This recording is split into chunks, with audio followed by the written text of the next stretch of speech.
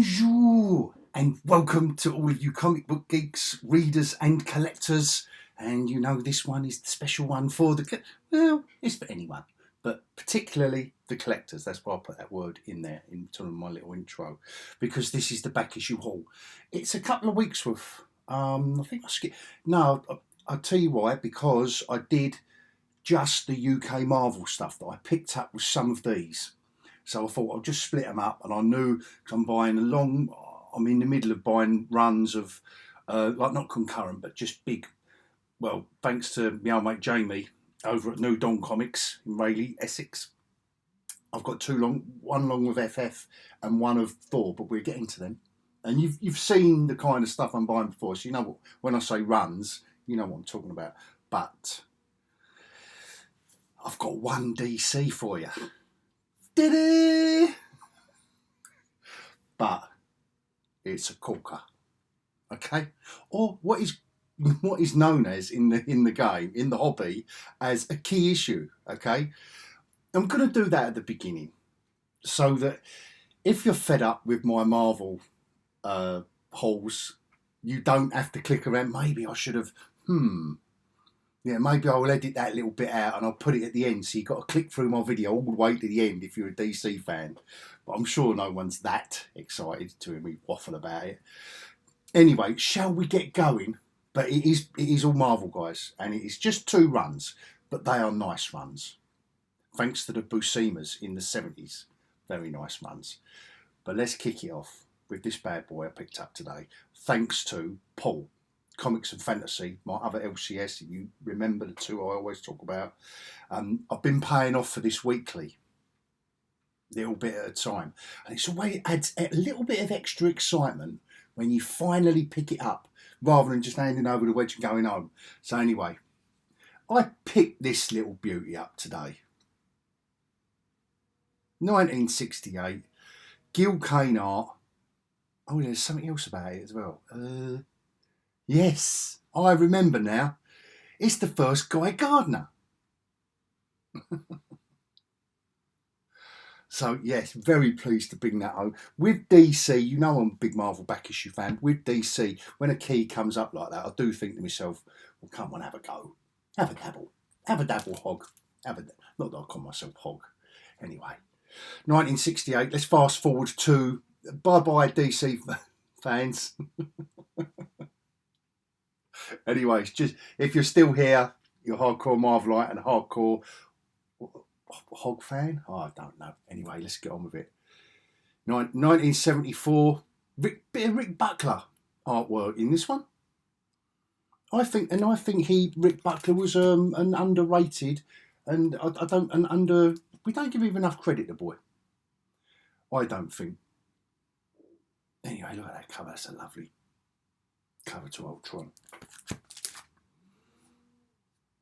Look at that Thundra. These are back to, I think these are Buscema.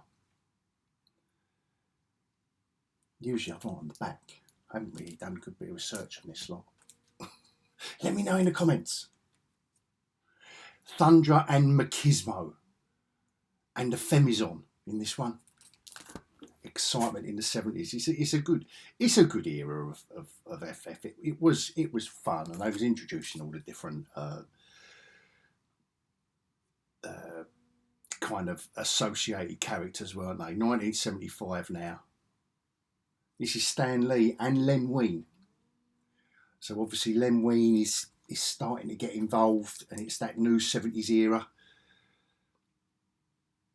Len Wein's on it now, a nice Silk Surfer cover, and it's Rick Buckler on the art. So this must all be a Rick Buckler run, because I haven't written on anymore. I just put Rick Buckler. So shall I go with that? Tell I'm a big FF fan, can't you? But I bought these a couple of weeks ago.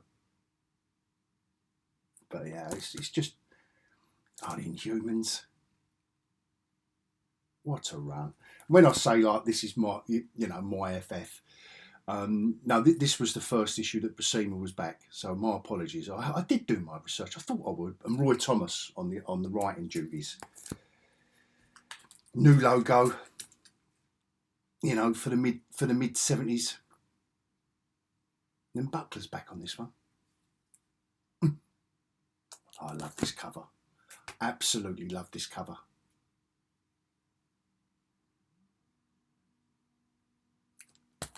Oh, some stuff. A nice Z lid on nice Z list.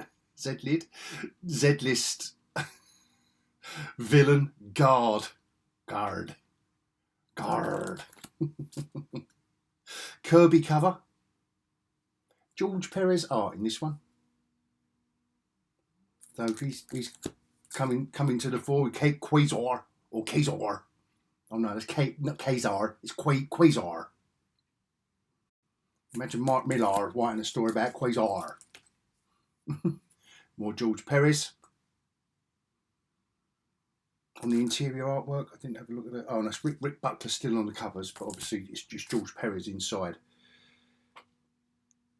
And this one with George Perez, I noticed that Joe Sinnott, and he wasn't the best on certain pencilers for me.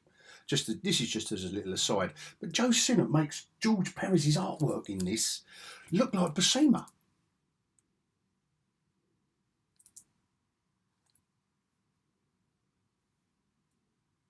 So you got more Rick Buckler there.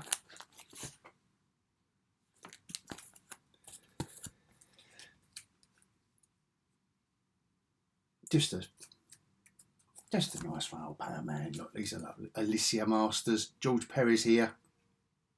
Inside this one, another Z list. Look, gore. But it was at least it was letting George Perez stretch his metaphorical, artistic. Another Perez, new logo, 10p. And the last of the FFs. Love this cover. 1976, Roy Thomas, John Buscema. Galactus is now after New Earth. Was it called? Oh no, Counter Earth, wasn't it? With the high evolutionary.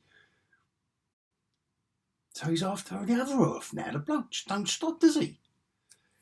Oh, Galactus is insatiable. Anyway, little run of FF. Now on to Thor, starting in 1975. Now we've got the other Buscema. We got Sal Buscema, and I did love his artwork. And so this is 75. Roy Thomas on the writing duties. I loved this run. What I would call proper Thor, and especially when Sal Buscema was inked by Klaus Janson in this issue, and it looked fantastic. It's a shame it was only for one issue. But Bill Mantlo taking over on the writing, but after Bill Mantlo, and this is all your classic stuff. This is all your classic stuff. This is Len Wein taking over now, yes. And John Buscema. And they did a fantastic run. Fantastic run. I think this is nearly, all inclusive of their run. And it was the classic stuff. For me anyway. And I wouldn't have been, see what I find so exciting is getting these issues. I wouldn't have had this run. I would have been reading in black and white in all of the Marvel UK stuff back in late 70s, maybe early 80s possibly. So to get them in there, all their original glory, is fantastic.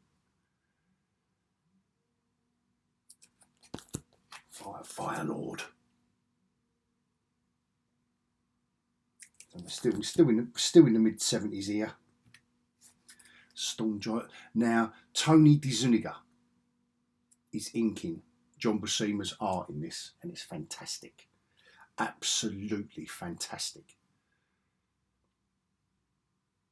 I mean, DeZuniga did kind of overpower a lot of pencilers and make his art look like, but now he's just inking in this one and that one. But there is one here where he did the artwork as well. He did the penciling as well.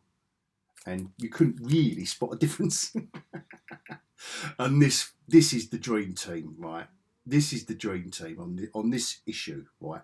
Issue 250. And they didn't make a big deal of it. It wasn't double-sided, double-sized, or anything like that. But you had Len Wein, who's not only writing, he's the editor on this title now.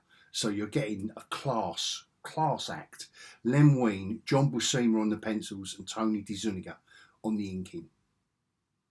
Now, come on, guys, that is the dream team for a superhero comic. Sorry, there appears to be a rogue label on this. Another. That just goes to show you how well what's her name did portrayed her in the film. I really did enjoy her performance of the Enchantress. It's just great stuff. And this is all Len Wein, Sal Buscema, and Tony DeZuniga. Jack Kirby cover. Yeah, because old Jack was back, wasn't he? In the mid-70s. Look, another just random Kirby covers on just two there, just random Kirby covers on this issue. So there's two random Kirby covers, and then here we go. This is Stan Lee and Jack Kirby. Just pop up and write an issue. And Kirby did it. Some of it was a really mismatch of styles in that. Got to say. And this is the one where Tony DeZuniga done all of the art, but you can't really see that it wasn't Buscema on it. For me, anyway. Again, Wein, Buscema, DeZuniga. Like I say, just class team up, and just a wonderful run of Bronze Age Marvel. Just love this stuff. Just lap it up.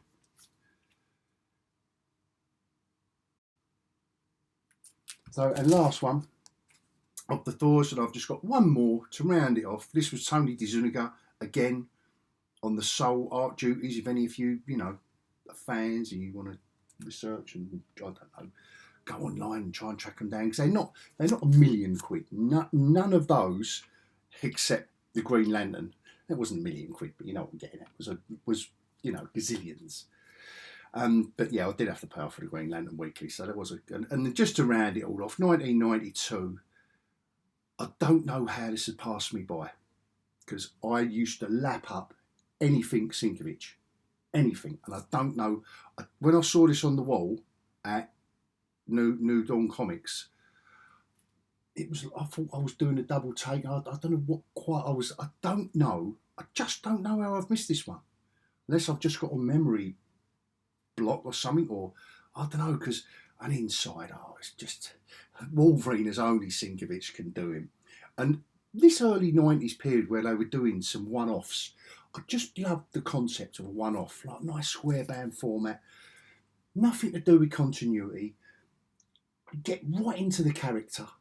You're not worried about having to team up with someone at the end of the issue and get someone in 6 issues time.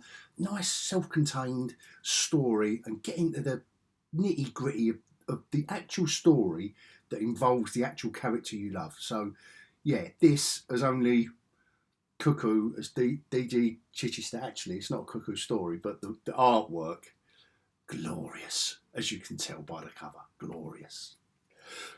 Anyway, that is my haul for this week. I hope you enjoyed that little trip down Marvel memory lane. See what I did there? And until next time, I will bid you all adios.